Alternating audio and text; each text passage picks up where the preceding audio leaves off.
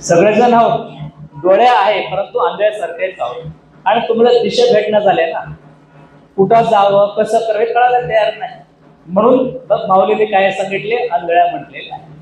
ज्ञानरूपी चक्षु तुम्हाला मिळाला, तो म्हणजे ज्ञान तुम्हाला मिळालं तर आपोआप संसारमय जंगलातून तुम्ही कसं बाहेर पडतो, त्याच वेळामध्ये खऱ्या अर्थानं तुम्हाला भगवंताचा प्राप्ती होतो.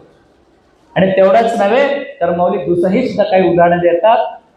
गायमध्ये तूप आहे, गायमध्ये तूप आहे म्हणजे दुधामध्ये तूप आहे. गाय आहे, गाय दूध देते, दुधामध्ये तूप आहे.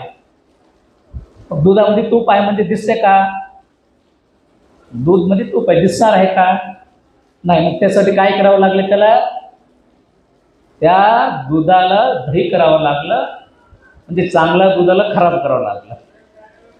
आणि खराब झाल्यानंतर परत त्याला घुसळण करावं लागलं. त्यावेळेमध्ये लोणी निघाली, तिथून जे काही निघाला तो तूप निघाला.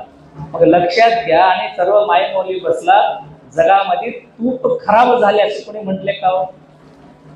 तूप खराब झाले का कोणाचे? तर कितीही कसल्याही तूप तुम्ही वर्षभर ठेवा, खराब होणार नाही, कारण ते पूर्णत्वपर्यंत गेलेला असतो. तसा ह्या जीवनातून, संसार रूपी जीवनातून सर्व काही करत करत हे सुद्धा तुम्ही बाहेर पडला, तुपासारखं तुम्ही झालं तर आपोआप तुम्ही तरंगून पुढे निघून जातो. म्हणून माऊलीने 8व्या अध्यायामध्ये अशी 2-3 उदाहरणं दिलेली आहेत.